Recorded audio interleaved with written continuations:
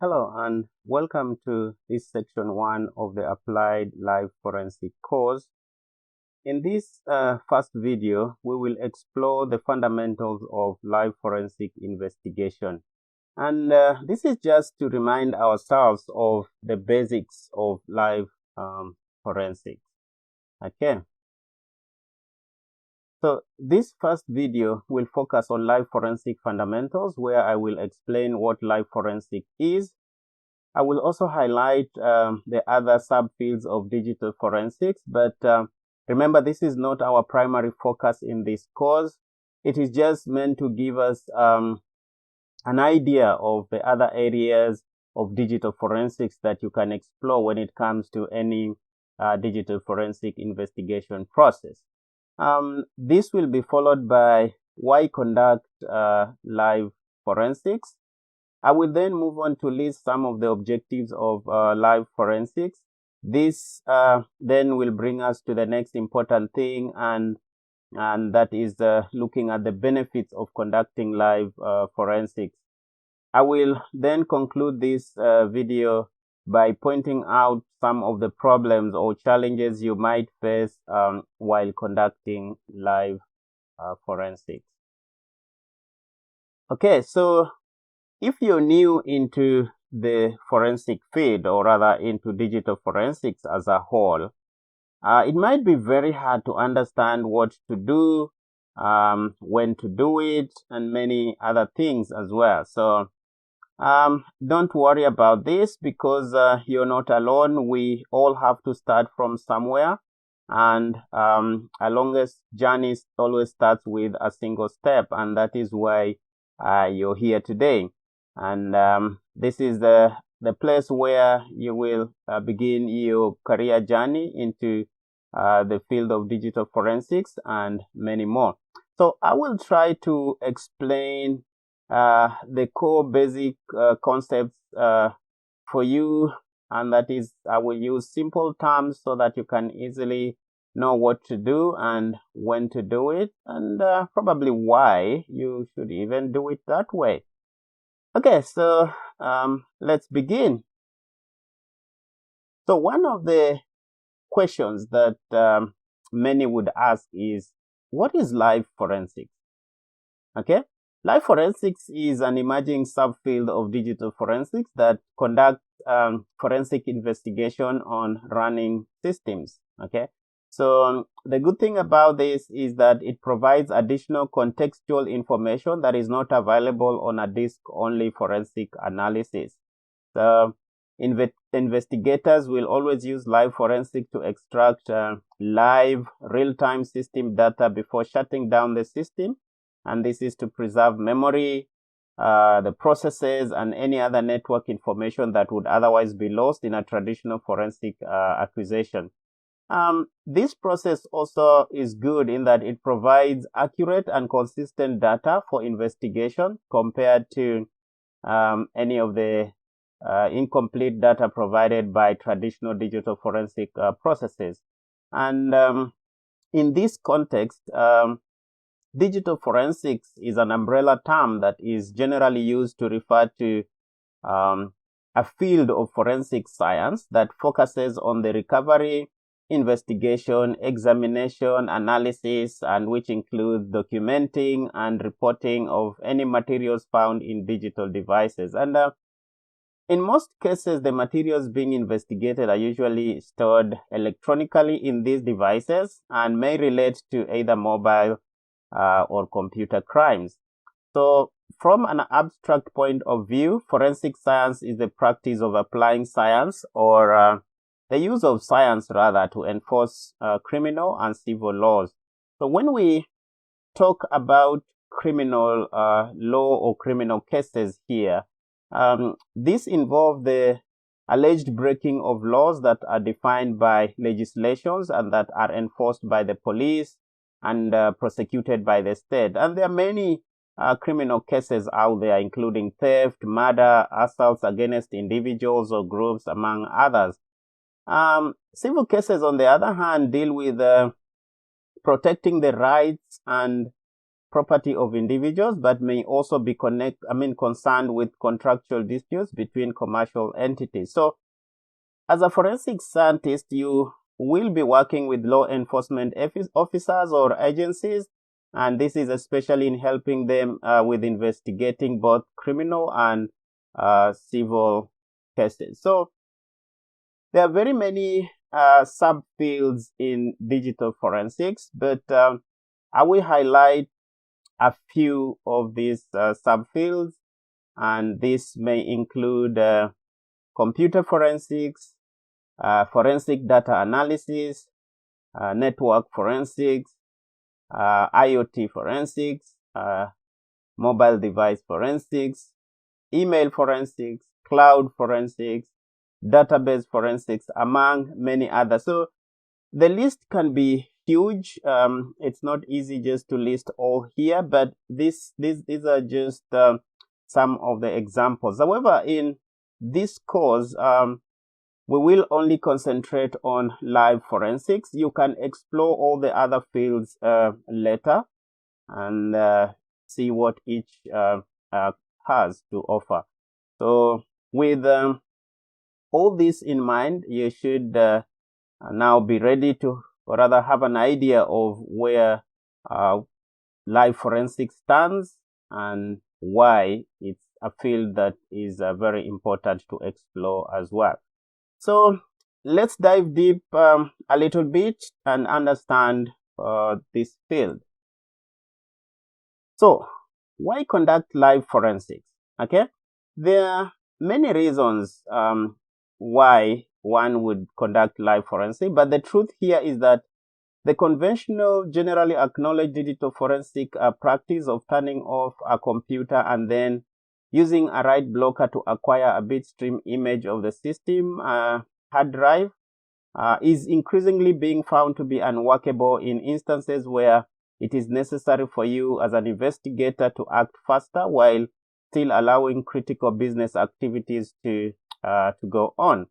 So this therefore means that compared to the insufficient data offered by most conventional digital forensic techniques, live forensics delivers reliable and consistent data for investigation. Perhaps more significant is the fact that some organizations are no longer allowed to decide on their own when to provide some sort of live reaction. Instead, both governing and regulatory bodies and legislation in some respect make live forensics mandatory, hence requiring active responses. Moreover, it is also possible that you as an investigator or incident responder cannot just answer all the investigation questions by just using the contents of an imaged hard drive from a computer that has been turned off. So this makes live forensics a critical part of your incident response process in any business organization, especially in situations where you encounter servers that are critical to the business operations and cannot be shut down. And this brings us to the next thing about the objectives of live forensics. There are many reasons why you can conduct live forensics, but I have highlighted some of the common objectives here, and that include the ability to collect evidential data while the system is running, so you don't have to shut down the system, okay? And also the ability to acquire and analyze important volatile data that may be lost by powering down a system. So we all know when you power down a system, you can lose some of this data. So live forensic helps you to get this data before it's lost. The ability to minimize impacts on the integrity of volatile evidence, and that is the data collected from a suspect machine. So if you shut down the system, some of that volatile data will be lost, or if anything remains, it can also be, interfered with, and the integrity might not be easy. So live forensics minimize that impact. The ability to gather admissible evidence legal from a suspect matter. So live forensic is accepted legally. So being accepted means you can gather admissible evidence and you can use it legally in court. The ability to shorten the evidence acquisition process, really you don't have to shut down a machine and transport it somewhere, or just do the acquisition live, and that shortens the acquisition process.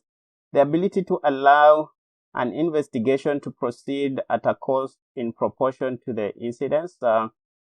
You might not incur some extra expense that might be, in a normal traditional forensic investigation process. And the other thing is the ability to minimize interruption to critical business processes while investigating an incident. Business can proceed while your investigation is also on, so no interruptions. The ability to ensure that evidence makes a positive impact on the outcome of any legal action. So you have this ability to make sure that you gather concrete, comprehensive evidence that can make a positive impact in your legal actions. Also, the ability to maximize an environmental ability to harvest credible evidence. So when the environment is still live, you can collect as much, unlike when everything is off. So the live environment gives you the ability to harvest as much as you can. And finally is the ability to maximize the potential to use comprehensive digital evidence. So these are some of the objectives of live forensics. But of course, as I said, I'm just highlighting some of the common ones, but there could be more out there which I may not have listed here, but that still forms part of it anyway. This then brings us to the next important thing, and this is looking at the benefits of conducting live forensics. So with live forensics, you will have a shorter investigation process, as I mentioned earlier, as part of the objectives. So you probably shorten the process here, and that means a shorter investigation process is both time and cost effective. And with live forensics, you can collect much better, reliable, and consistent evidence as well. And you have a good chance for proper acquisition and analysis of volatile memory, which is not possible when the system is turned off. Okay. With live forensics, imaging can help bypass most encryption, because once the users are logged on to the system being imaged, you don't have to decrypt it because they are already logged in. So that means there is no active encryption. While this is also a good thing, with live forensics, you also have another quick access to court admissible evidence, especially when it is necessary for you as an investigator to act very fast. So you have that quick access and give results. Lastly is live forensics improves your chance of a successful litigation because you have real-time, better, reliable, consistent evidence. So you can have this great chance of a successful litigation. The next thing here is to understand briefly the problems or challenges of live forensics. So due to the ever-changing and volatile nature of data in running system, it is impossible to verify the integrity of volatile data. So that's one challenge you'll always face, because data keeps changing, dynamic nature. Users are working on the system, you're gathering evidence from the same system. So it becomes a big challenge to verify the integrity of the evidence at that point. Running system also may have challenges with the data consistency, again, because of the same reason. When you collect evidence at different intervals and the users are still working on the same system, so there might be a problem with consistency. During acquisition, data modification of the suspect system can also occur accidentally, or sometimes not even accidentally. Someone might just decide to, change some things as you do your data collection. So if this happens, court might dismiss the data as forensically unsound, and that's a big challenge.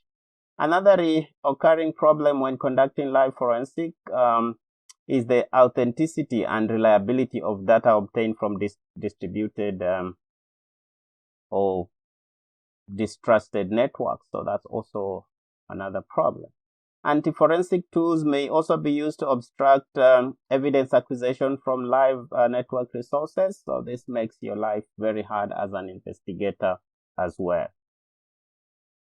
Finally, in this video, I want to say that we have covered what is live forensics, different subfields in digital forensics, why conduct live forensics. We have also looked at the objectives of live forensics, the benefits of conducting live forensics, the problems and challenges of live forensics. So I hope that this section has given you the much needed key fundamental concepts of live forensics. In the next video, we will explore together the live forensic process, tools, and techniques. It's going to be very interesting, and I look forward to see you there. Thank you, and goodbye for now.